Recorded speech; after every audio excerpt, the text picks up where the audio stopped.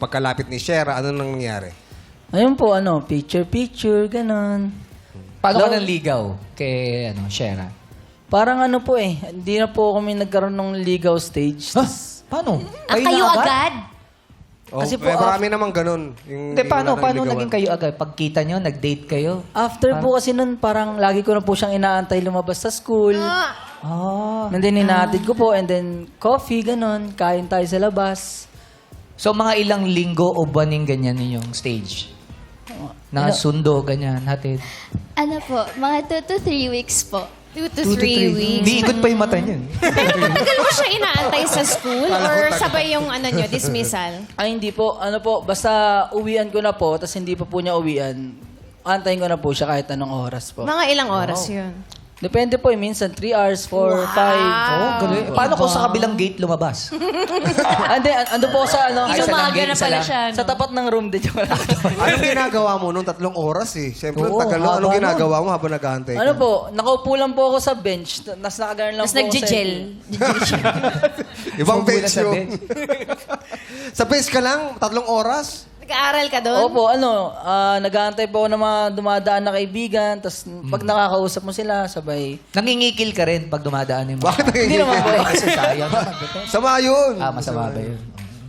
Tapos, grabe pala yung effort niya nung time na naliligaw siya sa'yo. Opo. Nag-aantay na 3 oras. Opo, kaya parang para sa akin po, nililigawan niya na po ako nun. Kahit po hindi niya verbally sinabi na, malinaw. Shera, liligawan na kita. Kasi nakikita ko naman po yung actions niya. Oo, kasi nga 3 weeks na siya sa bench, no? Tagal naman hindi. 3 weeks na siya rin eh. Oh. Sagutin ko na nga ito para kawawa naman. Ang tagal lang. Inaagiw na rin eh. Pero paano mo siya sinagot? Paano mo sinabi sa kanya? Sino ang tayo na. nagtanong? Oo. Si Shera ba o si Lawrence? Ako po. Paano mo sinabi? Paano mo tinanong? Kasi po, gano'n na nga po, parang ilang weeks na po na nagde-date kami, labas kami ng labas. Tapos parang ako, wala ka bang balak sa akin? Parang ganun po. So, Naghahanap ka na ng label. Oh, opo, magtatanong. naghahanap na po ako ng label. So, tinanong ko po, sabi ko, ayaw mo ba ako maging girlfriend? Tingin ka dito.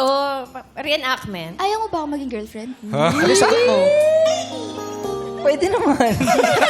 Kaya ka yun. Ganun na ganun yung pagkakasagot mo. Nagulat po kasi ako nasa cab po kami, kakabayad ko lang ng bayad eh. Tapos, yun na bigla po Nakabayad mo lang ng nagtanong. bayad. Sa kakabayad ng bayad. Teka, nasaan kayo nung sinagot mo siya? Cab po. Sa cab? Ano po yan? Para siyang maliit na jeep. Multicab Ganon po. Multicab. Multicab. Opo. So may Di ba ibang tao? maingay? Tsaka maraming Po, tao. punuan po yun. Oh, paano yun? Naririnig nila kayo? Hindi po, nagbubulungan lang po kami. Paano yung paano yung... Ganito po. Paano yung reenactment nyo? Ay. Maalog po eh. Maalog. Oh, sige. Sali tayo. Siyempre, maalog na. Sali tayo. Tapos para. Oh, yan. Tapos, umandar uli. Grabe naman yung alog na.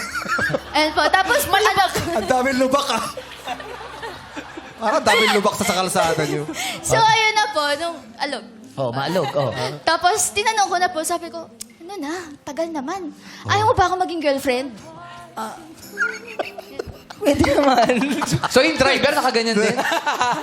Marites. Ay, wala yung driver. Nakikinig din pala yung driver. Sabi, Oh. magbabayad ka ba o hindi? Para alam ko kung tatakbo ko. Sagutin mo na, sige, libre kayo pamasahe. Ganun pala yun. Sa cab, sa ano? Multicab. Oo, 6-seater na multicab.